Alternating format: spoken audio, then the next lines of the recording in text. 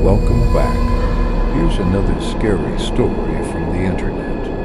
So in October 2014, someone posted this story to Reddit. I was 17 years old and my family moved into an old farmhouse in rural Michigan. My dad had just gotten a new job managing a lumber yard out there, and the company owned the property. As part of a weird rental agreement, basically, we lived there rent-free as long as he stayed with the company.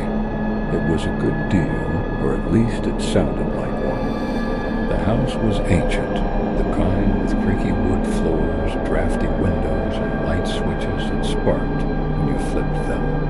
It sat on about 10 acres of mostly overgrown land, surrounded by woods, an old windmill, and a massive red barn that looked like it had been abandoned for decades. The barn was the first thing I noticed when we pulled up. Something about it felt off, like it didn't belong, or maybe like it had been waiting for us. The guy who handed my dad the keys, some corporate manager from the lumber company, was oddly specific about one thing. "Don't go into the barn," he said.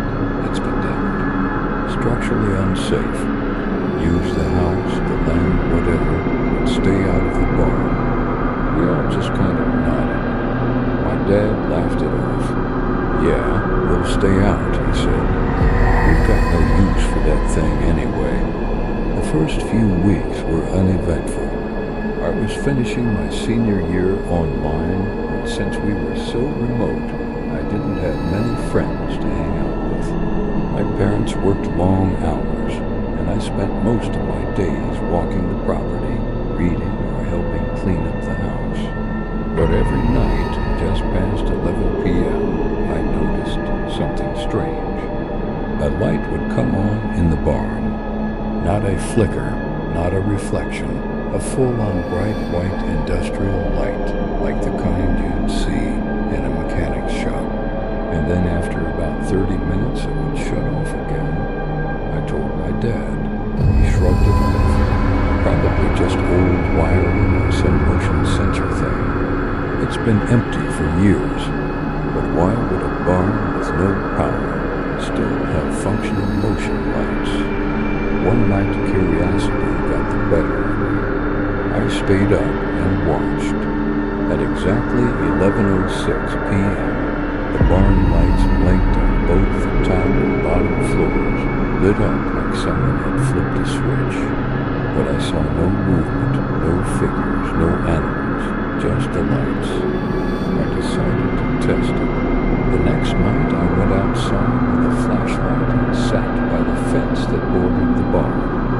I watched from the shadows, and right on cue 11:06 the lights came on again. This time I heard something, a low creaking sound like wood bending under weight. Then footsteps.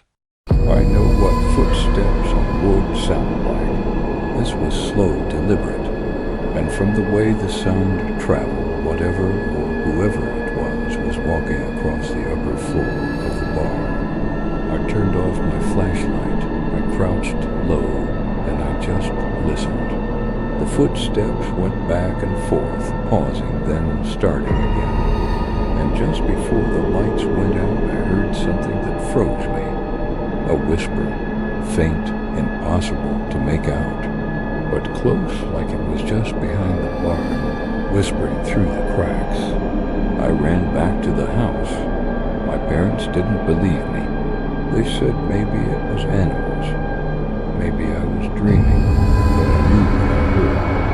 I started recording the lights on my phone every night, capturing the exact time they came on. Always 11:06, always off by 11:39.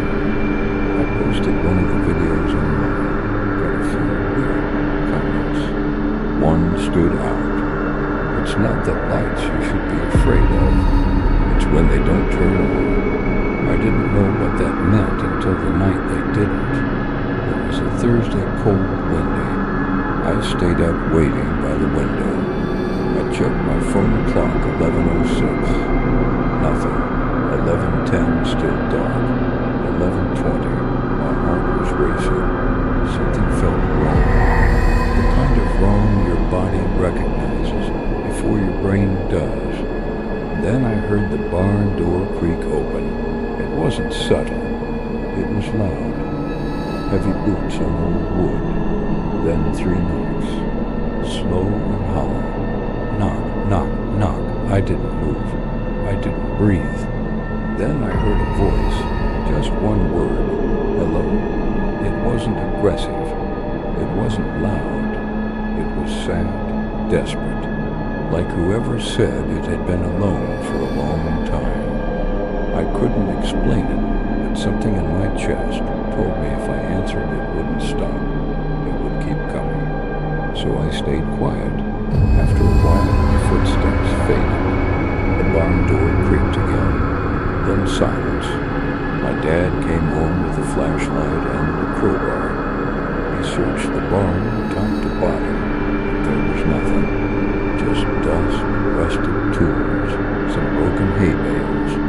No lights, no footprints. We called the power company.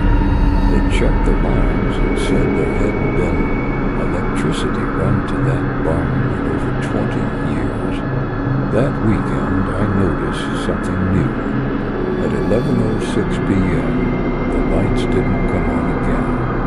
Not just that night. Every night after the barn stayed dark.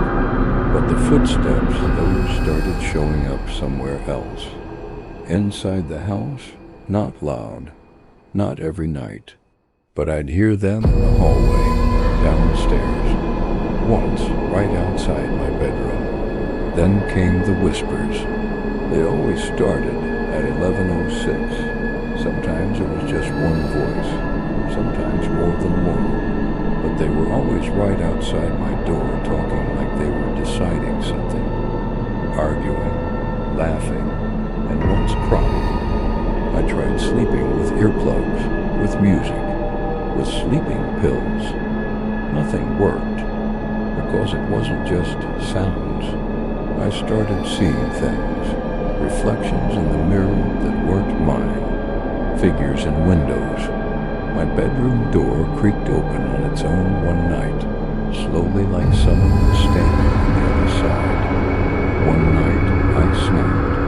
I ran out of the house, barefoot in the middle of the night, screaming into the woods, yelling at whatever was doing this to me. I told it I wasn't afraid. I told it to leave me alone. And that's when I saw the lights. But not from the barn. From inside the house. Every window on the second floor was glowing. Bright white light pulsing like a heartbeat. I watched frozen. And then one by one they turned off. Click, click, click. That was the last night I stayed in that house. My dad quit the job 2 weeks later. Said it was too much stress. We moved to an apartment in town and left everything behind. The company said someone else would clean it out. I never told anyone what I saw, not even my parents. But sometimes when I walk past old barns, I check to see if the lights are on. And if they are, I don't stop. I don't look. I don't go inside because I finally understand that comment. It's not the lights you should be afraid of. It's when they stop. So yeah, maybe don't go into abandoned barns at night. Do you guys think ops should have investigated further? Let me know in the comments below. And if you want to see more stories like this, check out the playlist on creepypastas. And if you want to see more stories from the internet, check out more content. But as always, thank you for watching. And don't forget to subscribe if you haven't already.